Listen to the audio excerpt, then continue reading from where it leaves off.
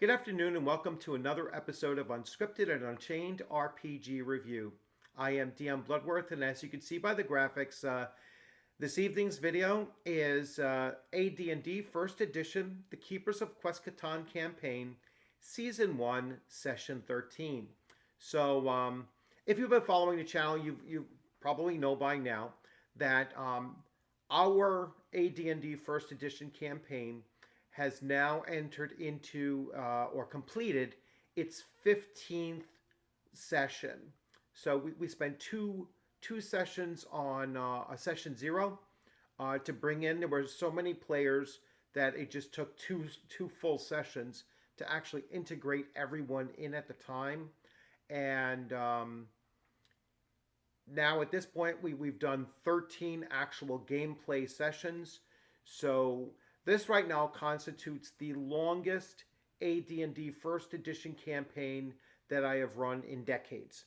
So it's really nice to get back into it again, and it really is a great system for running long campaigns. I think it's probably one of my favorite to run a very long campaign, because I think that the game system itself really lends itself to that.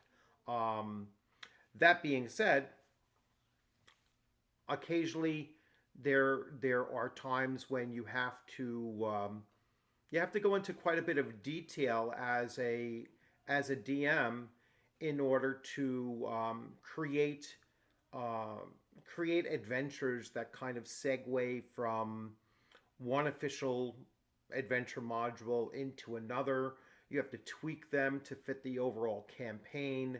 And so there is quite a bit of prep work involved when you're using a system that is an advanced system. So an advanced system implies that it's fairly complex, and like I said, it really does play well into a long-term campaign. So let's bring you up to speed now, since I didn't do a video last week to cover session 12.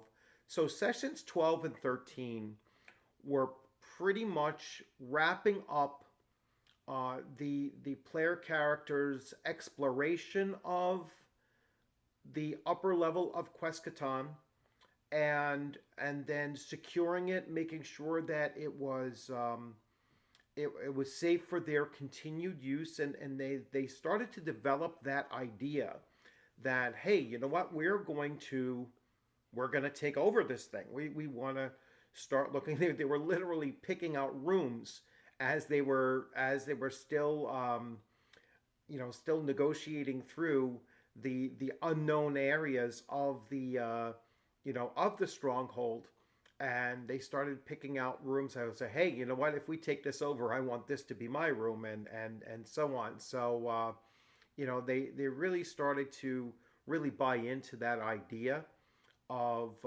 utilizing the space as their own eventually. But they still had some discovery to do, and I don't want to spoil the module for anyone who might consider actually using this. But there are several, fairly unique rooms in Quasqueton, and one of them has to do with a series of pools of water or pools of something uh, in the room, and so each of the players kind of took part in investigating each of those pools. Some of them were taste testers, others were like, I'm not touching that one, you try it, and so on. And through the trial and error, and some luck, um, they managed to identify, um, or at least they believe they identified what most of the pools did, and and now they kind of know about that space. They also continue to learn a lot more about the stronghold and about its former owners. So Zelagar, the archmage, which they know now is an archmage, and Rogan, who was a fighter lord of unknown level, but they suspected he was fairly powerful as well. and they started to develop this uneasiness about these two characters, and started wondering whether or not those characters were, good people, let's say, whether they were on the side of good, because they were discovering things that, just didn't jive right. They found a looked like a shrine to some kind of a demonic figure, which they do want to delve into a little bit deeper later on, and and determine what exactly what it was. They came across a statue earlier on in your session, I believe session 11, that they weren't quite sure if it was a statue of a female deity, or what did she actually represent. All that they knew was that she was a very attractive and naked statue, sitting in this room, kind of out of place, and just like strange. That was the overall impression that that I wanted to emphasize as they were going through and discovering these different rooms, was that the overall impression of that these two characters, Zelagar and Rogan, were kind of strange characters, and so I think they walked away with that impression as they continued finding different things that were left behind, because if you watch the earlier sessions, you'll know that it was Quasqueton was abandoned by the hobgoblins, the orcs, and the kobolds, who occupied the top portion of Quasqueton. The lower caverns and tunnels were under the control of troglodytes, and to the player's knowledge at that point, the troglodytes were still there. So they wanted to really at least try to secure the upper portion, and then they would later on deal with the troglodytes, in the lower caverns.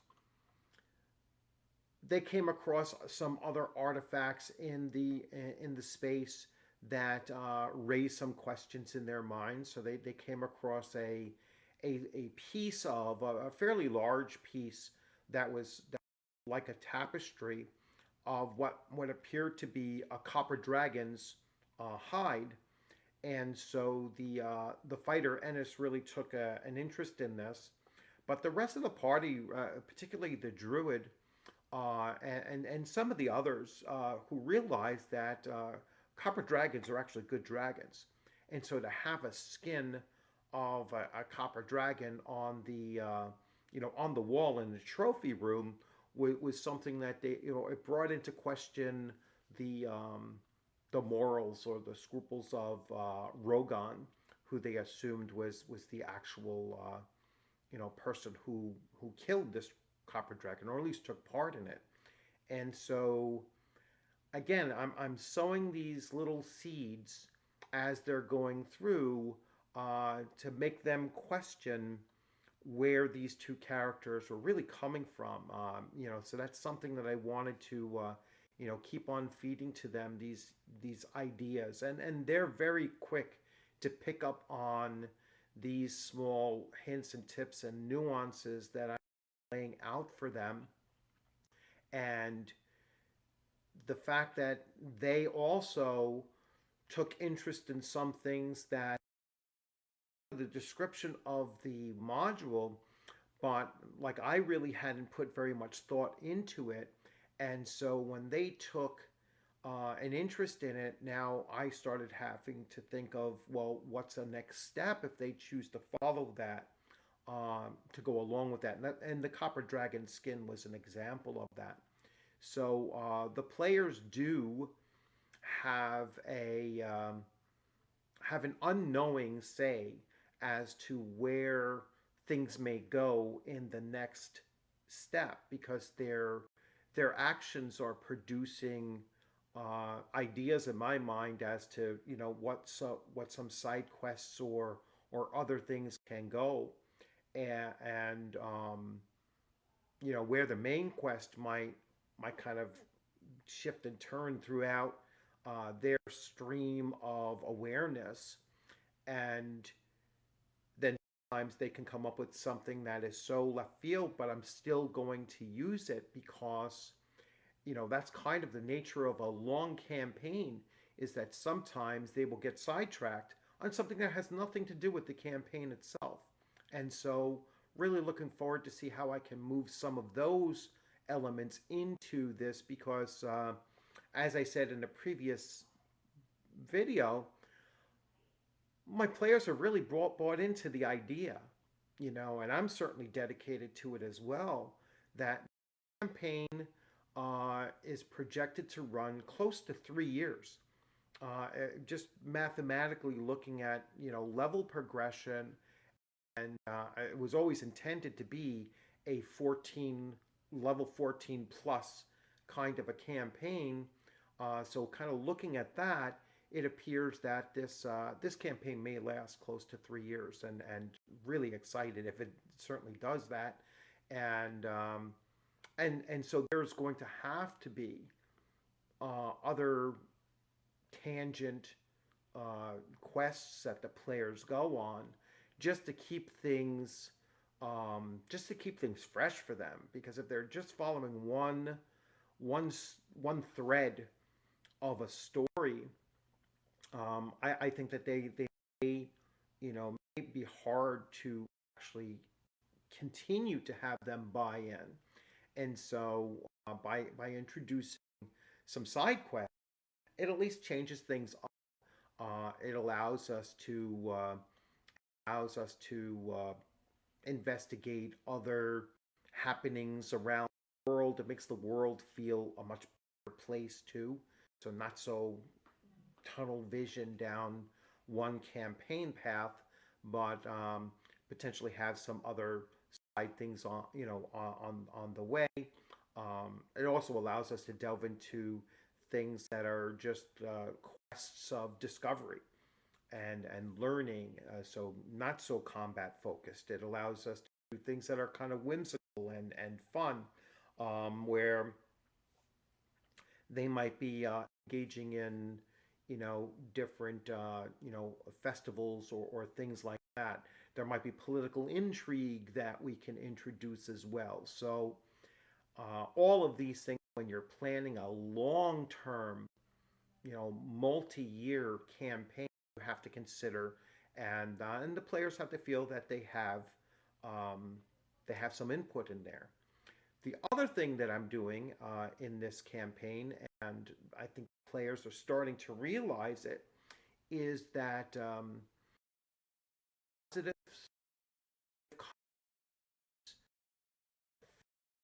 actions. Seeing several the positive results of their having cleared out a bandit troop, or a large group of them. They had a major problem. So they're still seeing the effects of that, even though it was several weeks ago, where the road, Kendall Keep, which is the keep on the border, and west, and now much more well traveled than it was previously, and they're starting to get the credit for having done that. So their reputation is starting to grow as well. So all intentions were for them to leave Quasqueton with some gained knowledge of the campaign and where it's going, at least in the short term, and then get to Westburn, where their paladin can finally get the 5 days of bed rest that he's going to need just to be able to function halfway normal, and then he can begin doing his training, and then the rest of the party during that same time frame are going to be training for their next levels,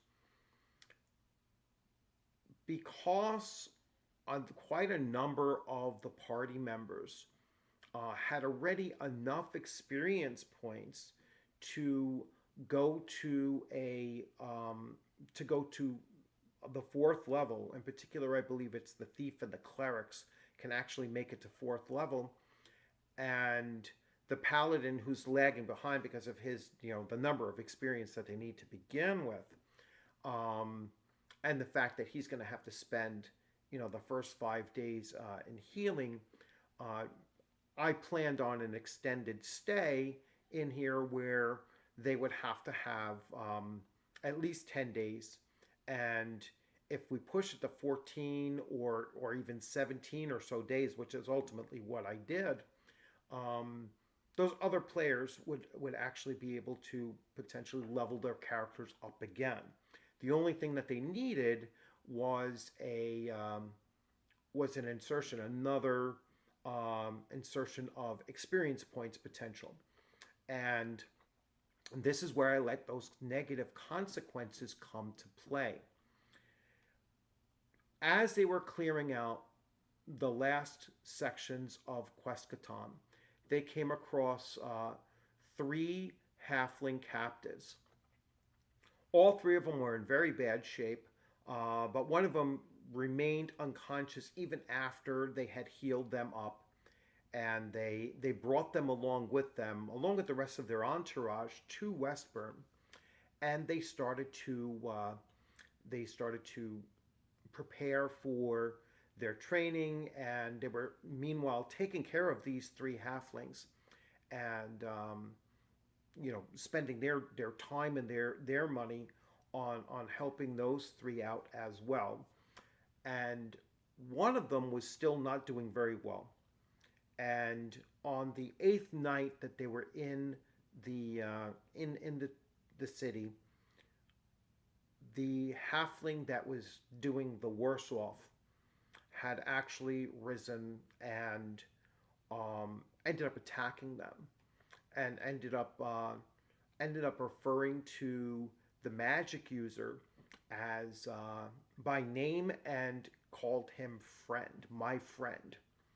And that set the seed into their mind that this was possibly the polymorph of the druid that they had captured, and then unfortunately just allowed him to just wander off or escape or whatever. But this is one of those negative consequences that that can arise when the players or players don't do something that was kind of planned to do. The monster side of the campaign dynamic still continues to move forward. Just because the players missed it, or the players ignored it, or the players weren't successful in doing it, doesn't mean that it stops. It continues moving along its trajectory, and that's how those negative consequences can kind of snowball. And if the players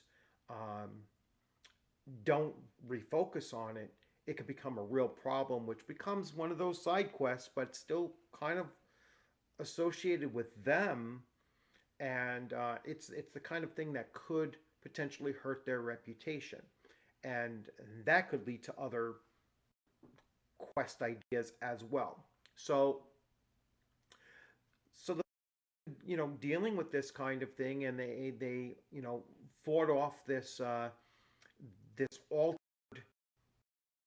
altered halfling, and they then realized that the halfling was actually, in fact, a were creature, and in this particular case, a frog, and that really is being a very thing too, because to their knowledge, lycanthropy can only affect humans, and yet they knew some from his journals are been potentially experimenting either the sciences of disease, or most likely either manipulate can affect others, or he not even the possibility of others having that that's still that's kind of left unclear. For they're still they still know that they have more things to discover about Zelagar and Rogan and their previous adventures. They've also learned that their main patron, the power behind bringing them together as a group and setting them on this course was Zelagar's master, his mentor, his teacher, who was Kalb, the magic user from Greyhawk, who was actually a hero deity. And so now they're starting to realize that what they've embarked upon is not just a dungeon raid and fighting small small threats such as goblins or kobolds or orcs or hobgoblins. Things at play here that that obviously and level there more knowledge about it and start being challenged at a much higher rate as they go forward. So that was pretty much sessions 12 and 13. What I am going to do is in a couple of days, I'm going to do a season 1 kind of recap and overview of how the season went. I believe some of the, certainly the positives of season 1 and some of the things that I will certainly improve upon for season 2. And, just really excited about how well the campaign has been going. These last 2 sessions were really good as far as realizing that players will pick up on things and look to investigate further, and that allows for me really to to respond to what their interests are and to incorporate that into some side quests and stuff like that. So I'm really looking forward to that. Really looking forward to our next session. So our next session, which will be this Monday, is going to be the start off of seeing which way they're going. And I think there's probably about 4 different possibilities that I will prepare for. And we'll see. We're going to discover together as a group where the campaign is going next. And so once again, I hope you liked this video. Please give it a thumbs up if you enjoyed it. If you have any questions or comments, please leave those in the comments section. If you hadn't subscribed, please consider subscribing. Hit the alert button so you know when new content is coming to the channel. And once again, I apologize for the long wait on session 13 and the lack of session 12, but it just couldn't be avoided, and I will try to stay more on task. I might shift the Thursday night recaps to potentially a Saturday recap because I'm just running into work-related issues of not really getting home in time to do the recap earlier, record it earlier and then upload it for later on, even that week. So my weekdays are pretty much shot with work. So other than that, please continue to follow along. I hope you're enjoying these. And again, I'm looking forward to having maybe some of my players come on. We might do a live stream I'm dabbling with that as well for our season 1 recap. And that would be great if I can get some of the players to come on, and then you can come in and ask them questions about what they feel about the campaign itself. I know they've popped in once in a while to leave a comment, but I'll see if I can get some of them to come on for a live stream wrap up. All right, thanks a lot for coming on in. Enjoy the rest of your evening. If you are a veteran, thank you very much for your service. and your dedication, and that I extend to veterans of other countries who have been our allies throughout, through thick and thin for many generations. So, but to my fellow service, men and women in all 4 or 5 branches of the armed forces, or Space Force, maybe 6 branches of the armed forces. Thank you for your service. It was always a pleasure to serve with you, and stay safe, and just continue doing what you're doing. It is very much appreciated. Thank you very much. Have a great night.